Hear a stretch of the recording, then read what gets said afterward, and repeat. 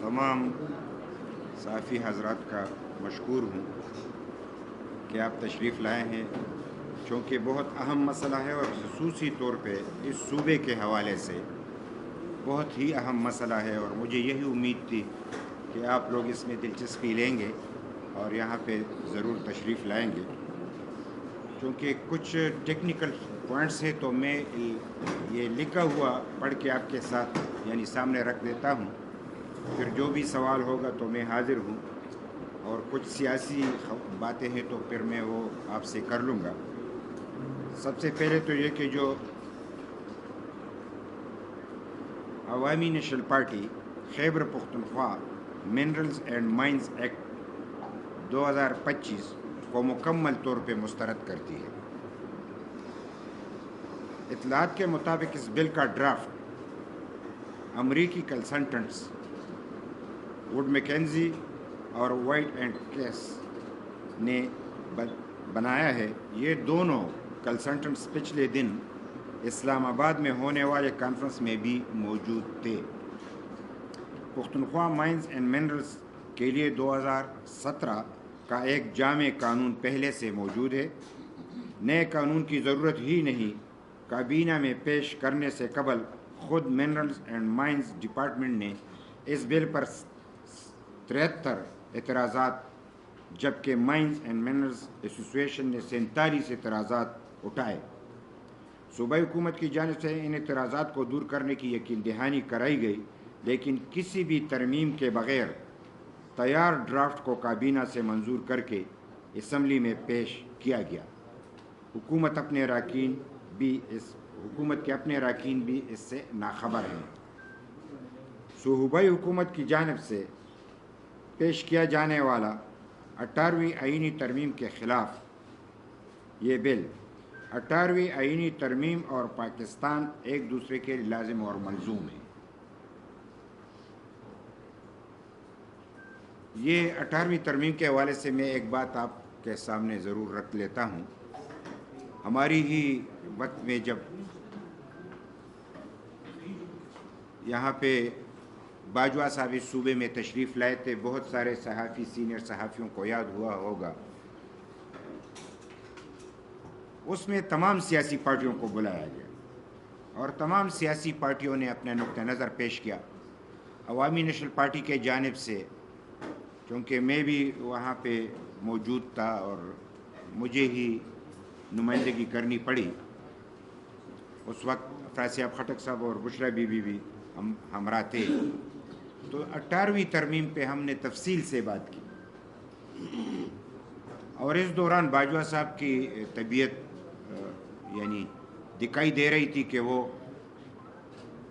ناراض تھے، لیکن اس نے اوپن کہہ دیا کہ اگر 18ویں ترمیم کی بات ہے تو پھر جو اختیارات آپ نے صوبوں کو دی ہیں اور NFC ایوارڈ کے ذریعے صوبوں کو جو مالی حصہ مل رہا ہے، تو اگر NFC ایوارڈ ہو اور وقت پہ ہو اور موجود ہو تو پھر تو ہمارا مرکز کے لیے دفاعی بجٹ کے لیے کچھ بنتا ہی نہیں ہے، بجٹ پیسے ہمارے پاس نہیں ہیں، اس میں تو ضرور ترمیم کرنی ہے۔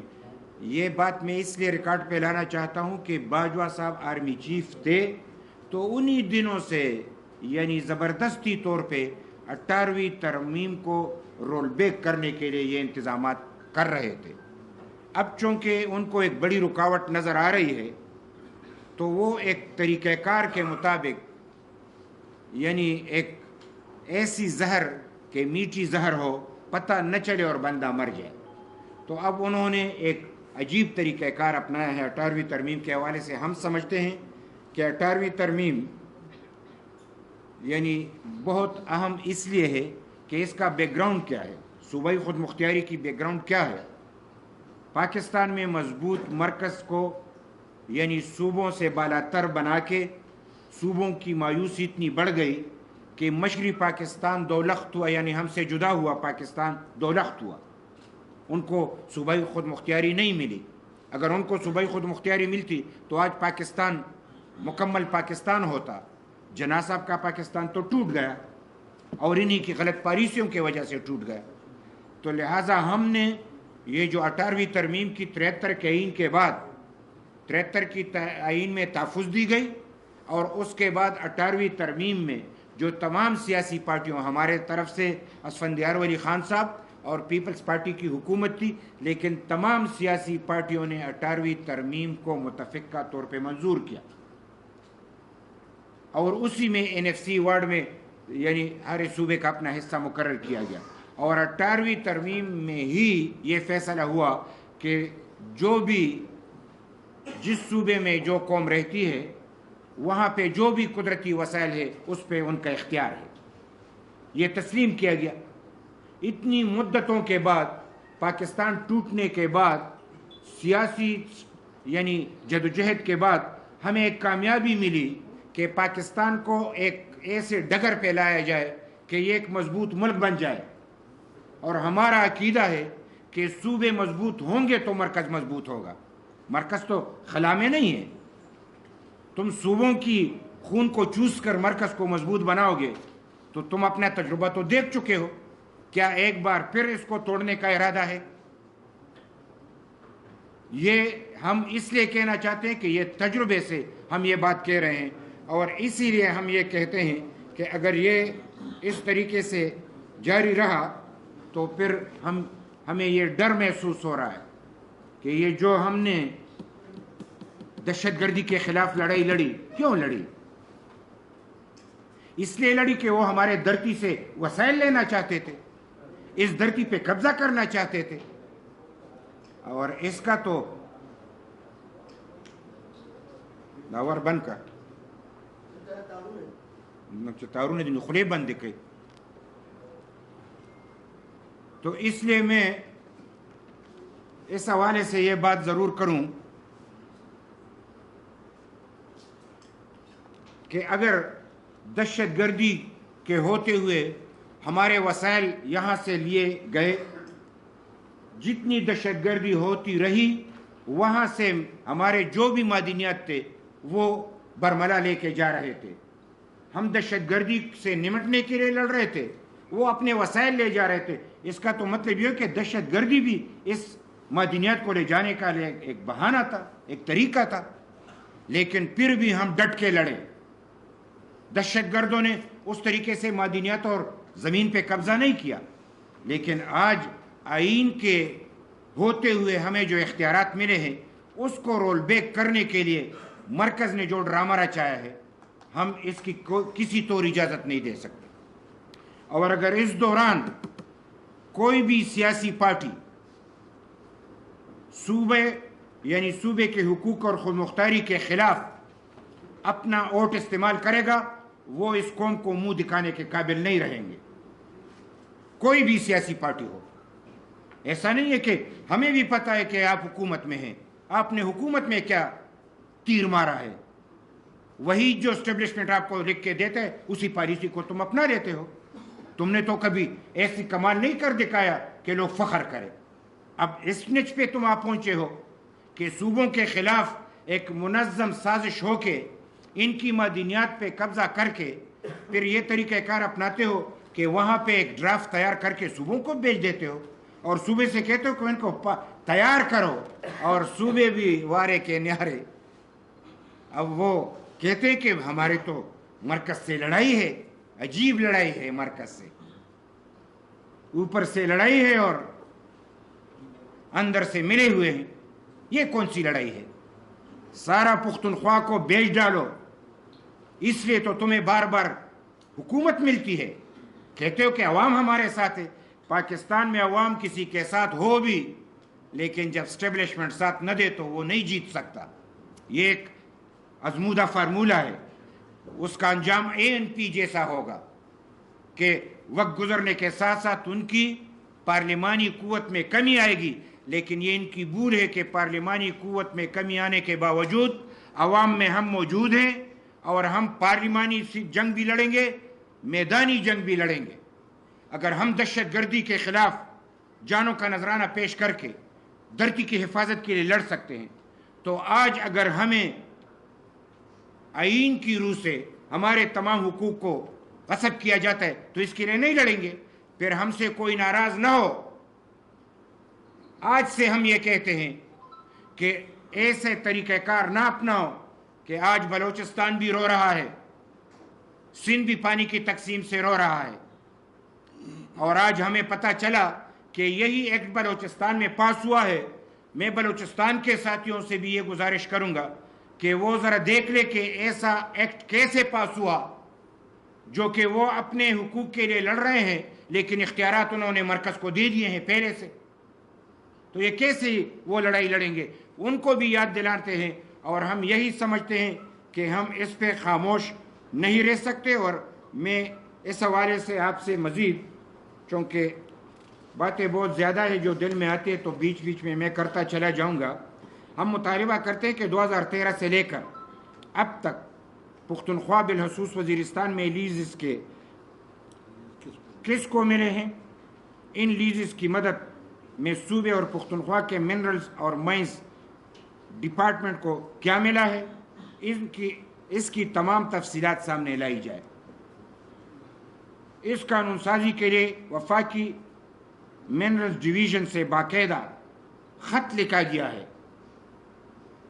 اس ایکٹ سے صوبائی حکومت خود ہی اپنے وسائل کو special investment facilitation council SIFC اور وفاقی حکومت کے اختیار میں دے رہی ہے۔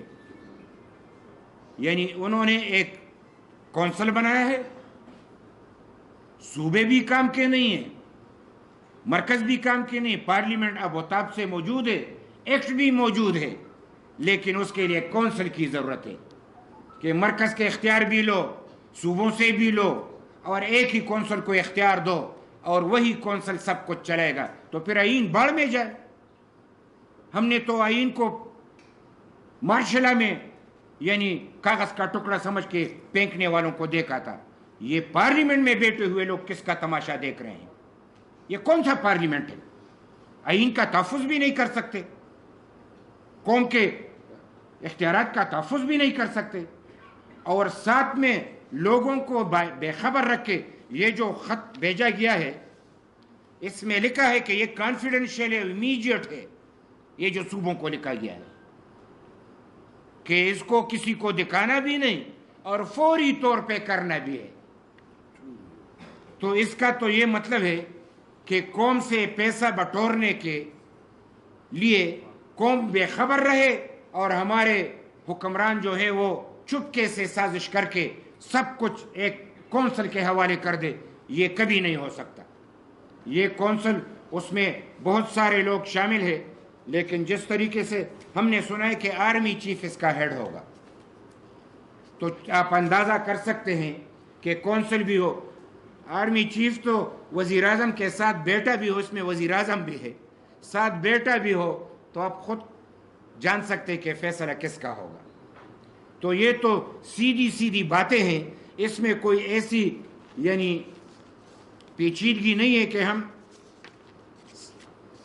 آپ لوگوں سے اس پہ اظہار خیال کر سکے، آپ لوگ ہم سے زیادہ جانتے ہیں۔ اس میں ایک خطرناک جو منرلز کو تقسیم کیا گیا ہے، بڑی چھوٹی اور ساتھ میں اسٹریٹجک منرلز، یہ اسٹریٹجک منرلز کدھر سے آئے؟ اسٹریٹجک تو پھر ہمارا سارا صوبہ ہے، تم نے تو سارے صوبے کو ہائی جیک کیا ہے۔ وزیرستان ہمارا ہے، یہاں پہ دہشت گردی ہے، باجوڑ ہمارا ہے، یہاں دہشت گردی ہے، خیبر پختونخوا میں دہشت گردی ہے، سب ہمارا ہے، ہم جو کریں گے وہ ہوگا، یہ اسٹریٹجک ہے۔ تو مائنرز بھی سے اسٹریٹجک ہو گئے تو ہم کہاں جائیں گے؟ پھر تو تم جس پہ ہاتھ رکھو گے نمک بھی اسٹریٹجک ہے، تو پھر ہم کیا کریں گے؟ یہ تو چڑوڑ دے کے ہم کہیں کہ یورینیم ہے اور یہ ہے وہ ہے سب کچھ، وہ تو بعد کی باتیں ہیں۔ اگر وہ نمک پہ بھی ہاتھ رکھ دے تو ہم کیا کریں گے؟ یہ تو اختیار دیا ہوگا۔ لہذا اسٹریٹجک کی یہاں پہ کوئی ڈیفینیشن نہیں ہے، کوئی وضاحت نہیں ہے۔ اسٹریٹجک کی معنی آپ کے حوالے سے کیا ہے؟ ہم تو یہی سمجھتے ہیں کہ اسٹریٹجک لفظ جو ہے یہ اس کی غمازی کرتا ہے کہ اس الفاظ میں تمام منرلز کو ڈال کے یعنی سیدھی سادی بات ہے کہ ہمارے وقت میں جب منرلس کی بات ہوتی تھی تو یہ ہمیں کہتے تھے کہ سیکیورٹی کا پرابلم ہے، تو سیکیورٹی کی بنیاد پہ جب فوج وہاں پہ تعینات ہو جاتی تو ہمارے اختیارات ختم ہو جاتے. تو آج وہی فارمولہ اس ایکٹ میں ڈالا گیا ہے، اور اس ایکٹ کی بنیاد پہ اسٹریٹجک کا لفظ ڈال کے، اسٹریٹجک تو اٹک سے لے کے افغانستان تک آپ کا علاقہ اسٹریٹجک ہے، تو سیدھا سادہ کہہ دو کہ آپ لوگوں کا یہاں پہ کوئی پرسان حال نہیں ہوگا. ہم سمجھتے ہیں کہ ہم اپنی دھرتی کے ایک ایک انچ کی حفاظت کریں گے، ہم اس کی تحفظ کریں گے، اور خدا کے فضل و کرم سے ہمیں یعنی اپنے حقوق کے لیے لڑنا بھی آتا ہے، مزاحمت بھی آتا ہے، اور قربانی دینی بھی آتی ہے. ایسا نہیں ہے کہ ہم پیچھے ہٹنے والے ہیں، اس لیے ہم کہہ رہے اور بر وقت کہہ رہے ہیں. کل کو ایسا نہ ہو کہ یہ کہہ دے کہ ابھی تو پاس ہوا ہے، پاس ہونے سے پہلے ہم کہہ دیتے ہیں. عجیب سی تماشا بنایا ہے. پھر ساتھ میں یہ کہہ دینا کہ جو عمران صاحب کی بہن ہے، کیا نام ہے، علیمہ بی بی، اس نے جو بیان دیا ہے، وہ خود جو بیان دے رہی ہے تو میری طرح اس کو پتہ ہے کہ اس کو سمجھ نہیں آ رہی، کسی نے اس کو دیا ہے کہ اس کو یعنی یہاں پہ پیش کر دے. جیل کے سامنے بیان دے رہے تھے کہ جو ایکٹ صوبے میں پیش ہوا ہے اس کو ہولڈ کر دے. کیوں؟ کہ عمران کی رہائی اس سے مشروط کر دی جائے. عمران کو رہائی دو، پھر صوبے کو بیچ ڈالو. یہ ہمارا قصور ہے کہ تیسری دفعہ اسٹیبلشمنٹ نے ان کو حکومت اس لیے دی. اب پتہ چل رہا ہے کہ ان کو حکومت کیوں مل رہی تھی. وہی سازش تھی کہ اس صوبے کے معدنیات کو وہ یہاں سے لے کے چلے جاتے. لہٰذا یہ ایک ایسی سازش ہے کہ اس سازش کو ہم یہ سمجھتے ہیں کہ اس کو برداشت کرنے کا کوئی ہم میں سخت باقی نہیں ہے. ہم کسی طور اس کو برداشت نہیں کر سکتے. اور یہ تو میں اگر یہ اس بل میں تمام صوبوں کو یہ ہدایت جاری کر دی گئی ہیں کہ یکساں قانون سازی کی جائے صوبائی کی خود مختاری کے خلاف. یعنی انہوں نے الفاظوں سے کہلا ہے، جادوگری کے الفاظ استعمال کیے ہیں کہ 18ویں ترمیم کو چھیڑے بغیر 18ویں ترمیم کی حیثیت ختم کر دی. 18ویں ترمیم کو چھیڑے بغیر آئین کی حیثیت ختم کر دی. 18ویں ترمیم کو چھیڑے بغیر پارلیمنٹ کی حیثیت ختم کر دی. پارلیمنٹ سے تمام اختیارات لے کے کونسل کو دینا، یہ کہاں کا انصاف ہے؟ اور پھر یہ کہہ دینا کہ اس سے تعلقات بھی اچھے ہوں گے اور کاروبار بھی بڑھے گا اور یہاں پہ خوشحالی بھی آئے گی. اگر تم اقتصادی بحران کو درست نہیں کر سکتے، IMF کے قرضوں کو واپس نہیں کر سکتے، تو خدا را صوبوں کو نہ بھیجو. تمہاری ناقص پالیسیوں کی وجہ سے اگر پاکستان دیوالیہ بن چکا ہے تو اس کو دیوالیہ پن کے خاتمے کے لیے صوبوں کو بیچ ڈالو گے. اور صوبوں کی معدنیات اس لیے محفوظ ہے کہ ابھی صوبوں میں وہ لوگ موجود ہیں جو اس کے لیے لڑنے کے لیے تیار ہیں. اگر ایسا نہ ہوتا تو کب کے لوگ لے جا چکے ہوتے. جب سے یعنی پاکستان بنا ہے تو یہی طریقہ کار اپنا ہے کہ مرکز مضبوط ہو اور تمام اختیارات ان کے پاس ہو. لہٰذا ہم ابھی اس بنیاد پہ میں یہ بات مختصر کر کے آپ کے سوالات کے جوابات کے لیے حاضر ہونا ضروری سمجھتا ہوں. بل کے مطابق اسمال اسکیل لیٹر کے لیے 2.5 کروڑ کی گارنٹی، لیز کے لیے 2.5 کروڑ کی گارنٹی جمع کرانی ہوگی جو کہ مقامی لوگوں کی پہنچ سے دور ہے. لارج اسکیل لیز کے لیے گارنٹی کی رقم 50 کروڑ مقرر کی گئی ہے جو کہ کسی بھی طور مقامی یا ملکی کمپنیوں کے بس کی بات نہیں. ANP اس عمل کو غیر ملکی کمپنیوں کی ان وسائل پر اجارہ داری کی کوشش سمجھتی ہے.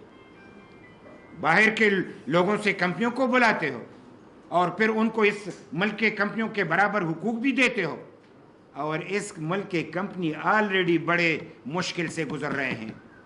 یعنی اس ملک میں جو کمپنیاں ہیں، اصل کمپنیاں جو ہے وہ اسٹیبلشمنٹ کی ہے.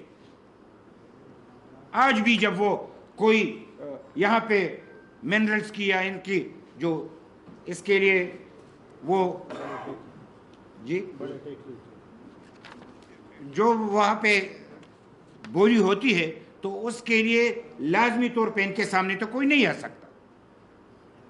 وہی جو بڑے کمپنیاں ہیں FWO اور NLC اور آپ اور بھی جانتے ہیں.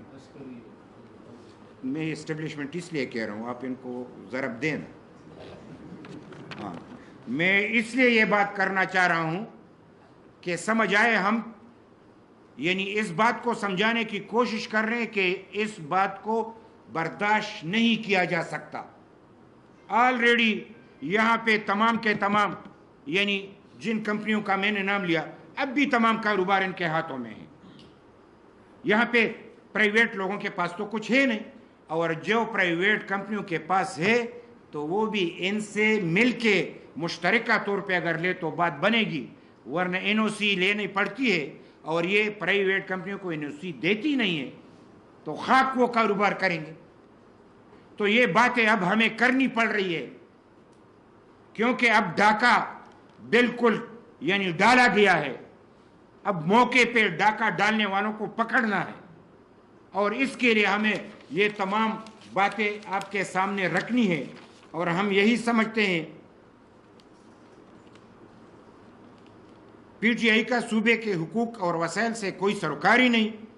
مجوزہ منرل اینڈ مائنز بل کو PTI بارگیننگ کے لیے استعمال کر رہی ہے، جو کہ میں نے قبل کہہ بھی دیا. اور ان کی یوٹیوبر جو ہے، آپ لوگوں نے دیکھا ہوگا فارن میں جو ان کے 2 بندے بیٹے ہیں، ایک نے لکھا ہے کہ یہ بل تیار کرتے وقت یعنی اسٹیبلشمنٹ کے لوگ موجود تھے، انہوں نے تیار کیا، انہوں نے منظور کروایا. اور میں عملاً کہہ رہا ہوں کہ یہ